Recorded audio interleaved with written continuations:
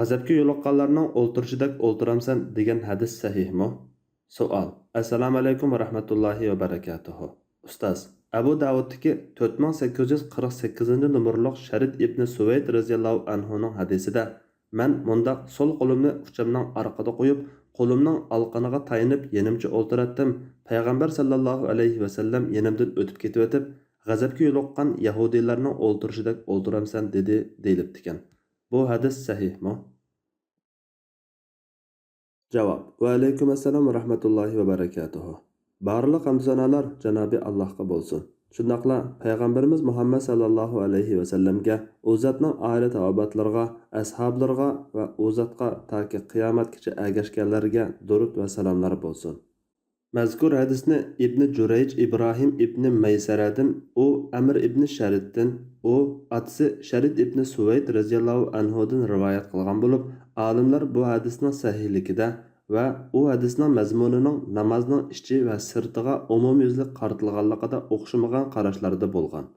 Mazkur hadisni ba'zi muhaddislar sahih degan bo'lsa-mu, to'g'risi bu hadisning raviylaridan Ibn Jurayj mudallis bo'lib, u an'ana qilib rivoyat qilgan bo'lg'achqa bu hadis zaifdir. Lekin bu hadisning namozda shundoq o'ltirishni cheklagan varianti sahih sanad bilan rivoyat qilingandir. Abdurazzoq Musannaf 3057-hadisda mundaq rivoyat qilgan. Ibn Jurayj dediki, "Manga Ibrohim ibn Maysara xabar berdiki, u Amr ibn Sharidning munda xabar berganligini anglagan.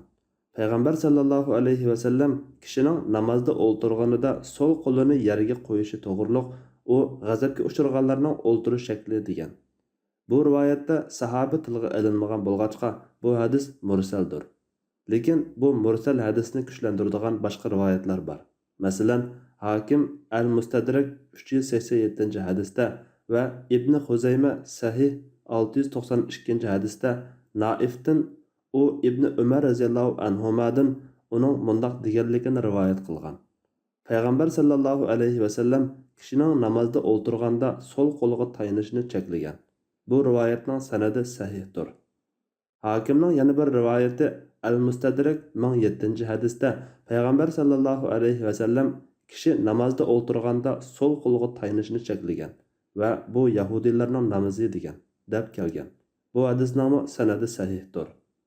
Naifdan yana Abdurazzoq qilgan bir rivoyat Musannaf 3055-hadisda u Ibn Umar radhiyallohu anhumaning namozda ikki qo'liga tayinib o'ltirgan bir kishini ko'rib, uningga "Nemishqa namozingda g'azabga uchraganlarning o'ltirishida o'ltirsan" deganligini aytgan.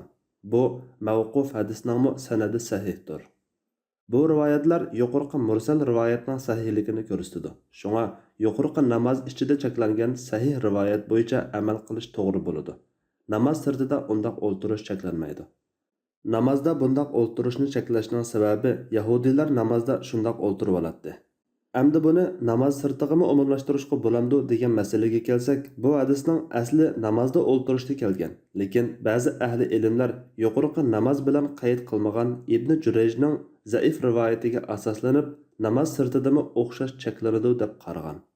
Halbuki namoz sirtida cheklaydiganga u zaif hadisdan boshqa biror sahih hadis kelmagan.